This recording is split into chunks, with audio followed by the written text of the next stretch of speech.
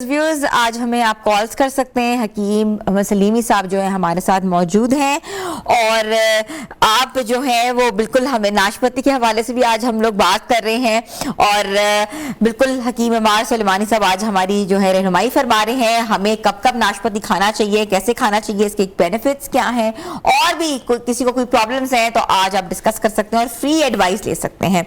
हकीम साहब, शुगर के हवाले से बात की हमने, आपने बताया कि किडनीज के पेशेंट को जो है पीयर जो नाशपाती है वो कम खाना चाहिए क्योंकि उसमें पोटेशियम होता है। रीनल फेलियर के पेशेंट ठीक है, जिसके मतलब जिसके डायलिसिस हो रहे हो तो उसके लिए जो है वो जरा थोड़ा सा एहतियात से इस्तेमाल करनी चाहिए, अदरवाइज प्रॉब्लम नहीं है। बाकी एक चीज़ और भी जो है वो जो प्रेगनेंसी के अंदर जो है ये पीयर बड़ी फ़ायदेमंद है। हाँ, बहुत सारी उसकी हामला खवातीन के लिए जो है ये बहुत सारी उसकी जो बाद में प्रॉब्लम्स होती हैं उनको क्योर कर देती है पहले ही। और इसके अलावा एक इसकी मज़े की या अच्छी चीज़ ये है कि ये दिल के लिए तस्कीन आवर है। मतलब आप को कोई डिप्रेशन हो रहा हो ना तो भी आप इसको खाएं तो एंजाइटी डिप्रेशन के पेशेंट के लिए। अच्छा, इसमें फिर ये होता है कि अगर तो आपको ब्लड प्रेशर वगैरह नहीं है ना तो इसमें सबसे बेहतर होता है कि उसके ऊपर हल्का सा नमक या काले मिर्च वगैरह छिड़क के खाएं। लोग चाट मसाला भी डाल लें अगर साफ सुथरा बना हो। हाँ बिल्कुल साफ सुथरा हो तो वो डाल के खाने में फायदा उसका ये होता है कि उससे डाइजेस्ट अच्छी हो जाती है। स्पाइसेस जो है वो आपके मतलब जो अंदर मैदे के जो फंक्शन होते हैं उनको तेज कर देते हैं। क्योंकि बच्चे तो इतना हार्ड फ्रूट नहीं खाते। नहीं, इसमें नाशपाती सारी हार्ड नहीं होती, वो एक उसको बब्बू गोशा भी कहते हैं और भी कुछ कहते हैं, वो जो एक बिल्कुल नरम सा होता है, बब्बू गोशा कहते हैं। वो बिल्कुल एक नरम सी नाशपाती होती है, वो इवन इतनी नरम होती है कि आप थोड़ा सा उसको दबाएं तो पिचक भी जाती, तो होती भी मीठी है। वो आती थोड़ी देर के लिए तो वो बच्चे खा सकते हैं। नाशपाती भी जो है वो अगर अच्छी आप ढूंढें तो आपको नरम भी मिल जाती है, कोई इसमें प्रॉब्लम नहीं होती। ठीक है, एक कॉलर भी हम साथ ले लेते हैं। राना जाहिद साहब हैं गुजरांवाला से। जी अस्सलाम वालेकुम। मैडम क्या हाल है, खैरियत से हैं? ठीक ठाक है? मैं खैरियत से। राना साहब आप क्या पूछना चाहेंगे? मैं पूछना ये चाह रहा हूँ कीम साहब से कि एक तो मेरा ब्लड प्रेशर ज्यादा रहता है, कोलेस्ट्रॉल भी ज्यादा है और मुझे एंक्लोजिंग स्पॉन्डिलाइटिस है तकरीबन 20 साल से। तो साथ में मतलब गैस वगैरह तेजाबियत रहती है मिर्दे में। तो कीम साहब इसका कोई हल बता दें। मैंने इंग्लिश तो बहुत ज्यादा मेडिसिन इस्तेमाल की है। उम्र कितनी है? तो बहुत अरसे से इस्तेमाल कर। आपकी एज कितनी है? 48 साल। और कॉन्स्टिपेशन तो नहीं है आपको? नहीं, कॉन्स्टिपेशन नहीं है, गैस और एसिड है, तेजाबियत है, लूज मोशन वगैरह रहते हैं जिसे IBS कहते हैं। इस तरह की सिचुएशन है। जब से मुझे एंक्लोजिंग स्पॉन्डिलाइटिस है तब से ये मर्ज साथ साथ है, दोनों इकट्ठे चल रहे हैं। ठीक। अच्छा, इसमें ये 2-3 चीज़ें ना, ये दोनों अमराज जो हैं ये लाइफस्टाइल पे बहुत डिपेंड कर रहे होते हैं। ब्लड प्रेशर भी और आपकी ये डाइजेशन की जो प्रॉब्लम है और फिर उसके बाद मतलब इसमें आपको पहले नंबर पे दवाई तो आपकी वायरस चलनी है, मेडिकेशन ये सिर्फ सम टाइम होता है कि वो टोटकों से कंट्रोल हो जाता है, लेकिन बाज़-औक़ात इतना ज़्यादा जब क्रॉनिक हो चुका होता है फिर वो टोटकों से भी कंट्रोल नहीं होता मेडिकेशन। लेकिन एक चीज़ वैसे ये ज़हन में रखें इनके सवाल के अलावा भी कि अमूमन हमारा रवैया ये होता है कि जब हम किसी भी मामले में कोई बीमारी होती है, प्रॉब्लम होती है तो हम सारी वेटेज जो है वो दवाई के पलड़े में डाल देते हैं, जबकि दवाई प्लस परहेज प्लस आपका लाइफस्टाइल चेंज, इन तीनों में इक्वली या कुछ फर्क से जो है वो डिवाइड करनी चाहिए अगर आप चाहते हैं कि आपकी प्रॉब्लम जो है वो आप उससे क्योर हासिल कर लें। मतलब क्योर करना है तो फिर आपको सिर्फ सारा वेट दवाई में नहीं डालना चाहिए। तो इसमें जो है अच्छा बहरहाल इनके लिए एक छोटा सा मैं टोटका भी बता देता हूँ जो घर में आसानी से कर लें, जो इनको बहुत फ़ायदा देगा। छोटी इलायची जो है वो बहुत इफेक्टिव है ब्लड प्रेशर के लिए भी और जो हार्ट बर्निंग होती है, जो मैदे में तेजाबियत होती है, तो वो जिस तरह वो नस्वार रखी होती है ना मुंह में, इस तरह से छोटी इलायची मुंह में रख ली जाए, मतलब एक साइड पे उसका लुआब अंदर जाता रहे, तो वो उससे हार्ट की प्रॉब्लम ब्लड प्रेशर की प्रॉब्लम भी जो है वो भी बेहतर होती है। और ये ऐसा टोटका है कि जो बहुत इफेक्टिव होता है, मतलब जस्ट इसको आप वो फॉर ग्रांटेड ना लें, दोनों कामों के लिए ये बहुत फायदा देता है। बाकी जो है वो वॉक करें अपना, अगर वेट आपका एक्सेसिव है तो उसको कम करें और नमकियात वगैरह से परहेज तो है ही है। बाकी तली हुई चीज़ें मत खाएं, जिनको हार्ट बर्निंग या एसिडिटी की प्रॉब्लम हो, खाने के बाद पानी बिल्कुल मत पिएं। खाना अच्छी तरह चबा के खाएं, आपकी काफी सारी एसिडिटी जो है वो उससे कवर हो जाती एसिडिक है। लोगों को खाने के बाद पानी नहीं पीना चाहिए। कोई भी लिक्विड नहीं लेना चाहिए। Okay, that's very wise. वो बढ़ा देता है, मतलब इवन चाय भी हम जिस तरह खाने के फौरन बाद पी लेते हैं ना, अगर एसिडिटी ज्यादा हो। हकीम साहब कॉलर भी ले लें साथ। जी, जी, और जी। कॉलर है, इन्होंने एडवाइस मिल गई है। इदनान वाहिद है मुजफ्फरगढ़ से। जी अस्सलाम वालेकुम। वालेकुम सलाम मैम, कैसी हैं आप? मैं ठीक हूँ अदनान साहब, आप बताएं।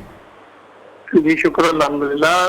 थोड़ा डॉक्टर अपना हकीम साहब से एक बात पूछनी थी। जी जी पूछिए। असल में मेरा ना वेट बहुत ज्यादा बढ़ा हुआ है, तो मैं उस वजह से बड़ा परेशान हूँ। तो कोई आइडिया नहीं हो रहा कि इसको कैसे मतलब कम करें। उम्र कितनी है आपकी? जी उम्र कितनी है आपकी? एज? उम्र मेरी है जी 29 है, तकरीबन 30 है, 30। और वेट कितना है और हाइट कितनी है? हाइट 170 सेंटीमीटर है, ठीक है, मतलब 5 फुट 8 इंच। ठीक है। और वेट कितना है? वेट सर है मेरा तकरीबन 100 से अबव ही है, कोई आइडिया नहीं है। 110 से अबव है? जी जी। अच्छा अच्छा। अब इसमें आपका जिस तरह से आपकी हाइट और वेट है ना, मेरा ख्याल है कि शायद कुछ टेंडेंसी में भी कोई हो सकता है, ये इसमें प्रॉब्लम हुई हो, जेनेटिकली भी है। तो इसमें आपको ये मैं ये कतन नहीं कहूँगा कि आप बड़ी जल्दी से ठीक हो जाएंगे, लेकिन ये आप जिस तरह कहते हैं ना, एक जोहदे मुसलसल है ये आपके लिए। आपकी अभी एज जो है, इसके अंदर आप अगर कंट्रोल करना शुरू करेंगे तो मैं आपको लाजमी ये यकीन दिला सकता हूँ, आप 4-5 साल में आप नॉर्मल उसमें आ जाएंगे, बल्कि उससे भी जल्दी आ जाएंगे। लेकिन अगर आप कोई 10 साल के बाद ये कोशिश शुरू करेंगे अगर वेट कंट्रोल करने की, तो शायद आपके लिए पॉसिबल ना हो, क्योंकि उस वक्त हड्डियां भी कमजोर हो जाती हैं। देखिए, इसमें वैसे तो बहुत सारे डाइट प्लान आपको मिल जाएंगे जो वेट कम करने के लिए। मैं सिर्फ सिंपल सी 3 चीजें बताता हूँ। वालिद साहब मरहूम अब्दुल वहीद सुलेमानी साहब ने इस पे आर्टिकल भी लिखा था कि मोटापा और 3 चे। तो इसमें चीनी, चावल और चिकनाई, ये 3 चीजें होती। चिकनाई से मुराद जस्ट कोई भी चिकनाई नहीं है, बस स्पेसिफिकली जो तली हुई चीजें होती हैं, फ्राइड चीजें होती हैं, वो चीजें। चीनी को बिल्कुल कोशिश कीजिए कि क्विट कर दें, चीनी को रिप्लेस कर लें शहद से। चावलों को बिल्कुल छोड़ दीजिए, और चिकनाई जो तली हुई चीजें उनको भी बिल्कुल छोड़ दें। इसके अलावा आप कोशिश कीजिए कि ठंडा पानी जो है वो उसको भी आप अपनी लाइफ से निकाल दें। बाकी आप जो है वो डाइट में फ्रूट्स लें, आप रोटी का पोर्शन कम कर दें, सालन ज़्यादा से ज़्यादा खा लें, बेशक गोश्त खाएं, बेशक आप इवन आप अगर यूँ सिंपल सा समझिए कि अगर आप देसी का गिलास भी भर के पी लेते हैं, उसके बाद रोटी नहीं खाते, तो वो बॉडी को कम लगेगा, वो निकल जाएगा एक्सेसिव जितना होगा। लेकिन जब रोटी आप साथ लेते हैं, उससे कार्ब्स जाते हैं, तो फिर वो फैट्स जो है वो बॉडी में कंज्यूम करना शुरू करते हैं। अच्छा, ये डाइट हो गया, ये 3-4 चीज़ों का जो आपको परहेज बताया। इसके अलावा फिजिकल एक्टिविटी लाजमी शुरू करें। और अभी आपकी एज है, आप अभी जंपिंग भी कर सकते हैं, आप रनिंग भी कर सकते हैं। 10 साल के बाद आपके घुटने इतने ताकतवर नहीं रहेंगे कि आप सब कुछ कर सकें। आप अपने आप को जो है वो ट्रांसफर करने का जो है वो अभी से शुरू कीजिए। अभी से मुराद ये है कि ये जरा नमी का मौसम गुजर जाए। इस वक्त आप अगर एक्सरसाइज स्टार्ट करेंगे तो आपको थोड़ी सी प्रॉब्लम होगी, लेकिन वॉक शुरू करें और उसके बाद ब्रिस्क वॉक शुरू करें।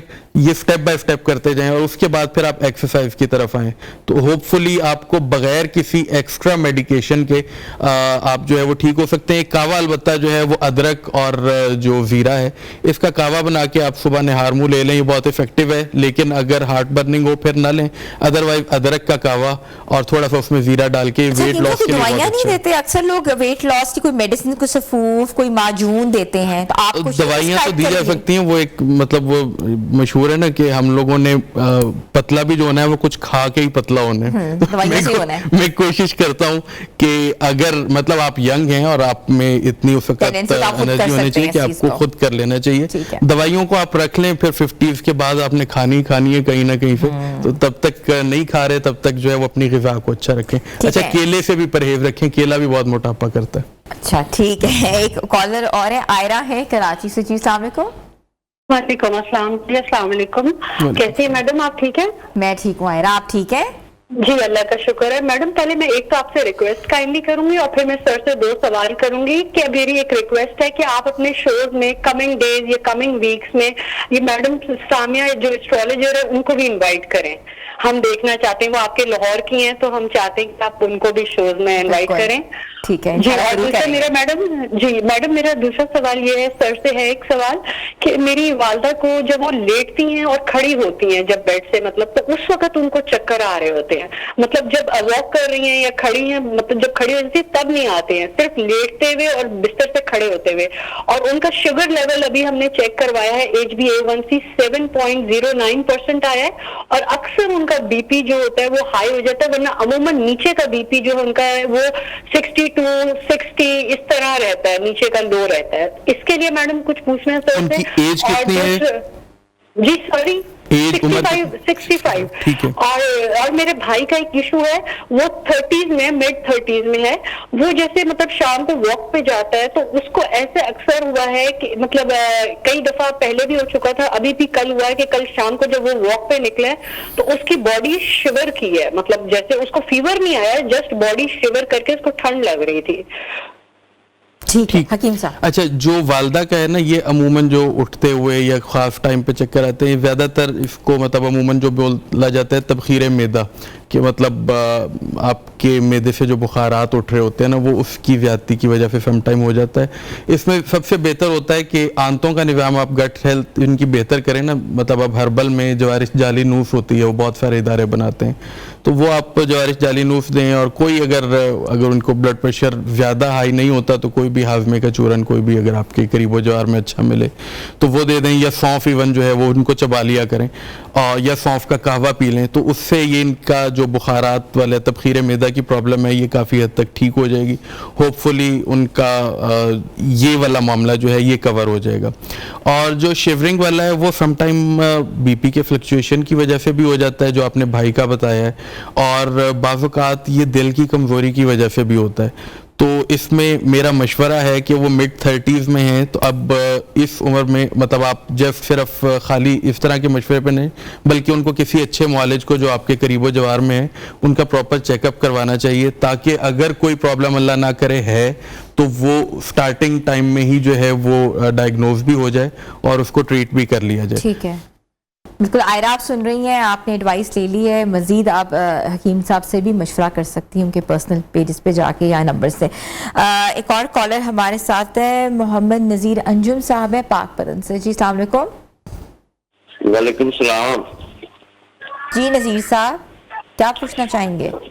अच्छा, मुझे ना 3-4 साल हो गए हैं, इलाज भी काफी करवाया है, अंग्रेजी भी गोलियां खाता रहता हूँ। मुझे ना नाक की एलर्जी हो जाती है, तो हर हफ्ते 4 दिन बाद 5 दिन बाद मुझे ना वो छींके आना शुरू, इतनी शदीद छींके आती हैं कि बुरे हाल हो जाते हैं, और नाक से पानी ऐसे चलता रहता है, नीचे नाक करके बैठा रहता हूँ और पानी चलता रहता है। 2-3 दिन ये मसला रहता है और फिर उसके बाद आराम हो जाता है, तो ये बार बार मुझे लगता है। ठीक है हकीम साहब। अच्छा, इसमें वैसे तो सेंसिटिविटी जब ज़्यादा हो जाती है तो प्रॉब्लम हो जाती है। अगर मेडिकेशन की बात करें तो इसमें आपको अतरीफल उफ्तखुद्दूस एक जेनेरिक चीज़ है, ये आपको मिल जाएगी कहीं से भी, और ये लेके इस्तेमाल कीजिए, इससे आपको काफ़ी बेहतर फील करेंगे। बाकी इसके अलावा नाक के अंदर जो है वो वज़ू के बाद या जिस वक्त भी नहाने के बाद नाक के अंदर कुछ सरसों का तेल या जैतून का तेल ये अप्लाई कर लिया करें, तो इससे जो इसकी सेंसिटिविटी जो एक्स्ट्रा हो गई है वो कवर हो जाती है। तो बाकी फिर ये है कि बाज़-औक़ात ये अगर आपके एरिया पे भी डिपेंड कर रहा होता है कि वहाँ अगर डस्ट ज़्यादा है या कोई पोलन ज़्यादा है या कोई फसलें हैं, तो उसकी वजह से साइनस की वजह से हो जाती है। नहीं, ये सेंसिटिविटी किसी भी वजह से ज़्यादा हो जाती है तो वो हो जाती है। आप सिर्फ सिंपल नाक में तेल भी अप्लाई कर लेंगे ना, तो मैं ये तो नहीं कहता कि बिल्कुल ठीक हो जाएंगे, लेकिन ये जो आपकी इसकी एक्स्ट्रा जो ज़्यादा बढ़ी हुई है वो कवर हो जाएगी इंशाल्लाह। बाकी अतरीफल उसको खुद 2 साथ लें, उससे इंशाल्लाह जल्दी बेहतर हो जाएगी। ठीक है। वेट लॉस में नाशपाती कितना इफेक्टिव है? वेट लॉस में नाशपाती बहुत इफेक्टिव है, क्योंकि आपको ये खाने के बाद जल्दी भूख नहीं लगती, और दूसरा जो कि मैंने शुरू में बताया था कि इसमें फाइबर बहुत ज़्यादा होता है, पेक्टिन होता है, फाइबर सॉल्युबल इनसॉल्युबल दोनों फाइबर होते हैं। तो वो जब आपकी गट हेल्थ अच्छी होती है ना, आपका डाइजेशन अच्छी होती है, तो एक्स्ट्रा फैट आपकी बॉडी के अंदर फिर जमा ही नहीं होता।